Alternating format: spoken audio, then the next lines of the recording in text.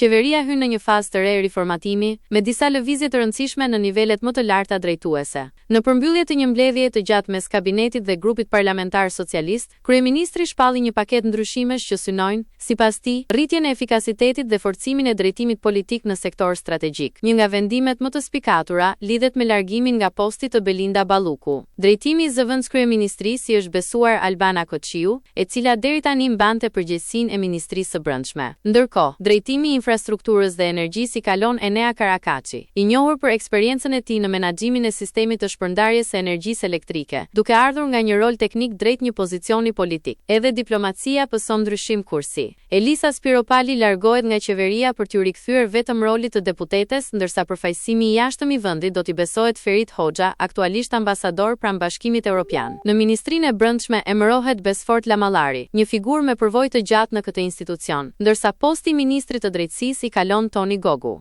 Për marrëdhëniet me parlamentin, është përzgjedhur deputetja Erjona Ismaili. Ndryshime ka edhe në fushën e sigurisë kombëtare. Piro Vengu largohet nga detyra e ministrit të mbrojtjes, ndërsa vendin e tij do ta marrë Ermal Nufi, i cili ka shërbyer më herët në strukturat e kryeministrisë. Të gjitha këto lëvizje pritet të ndjekin procedurën kushtetuese. Fillimisht dekretimin nga presidenti i Republikës dhe më pas miratimin me vot në kuvend. Vetëm pas betimit zyrtar, ministrat e rinj do të marrin detyrat përkatëse, duke shënuar kështu nisjen e një etape të re për kabinetin qeveritar.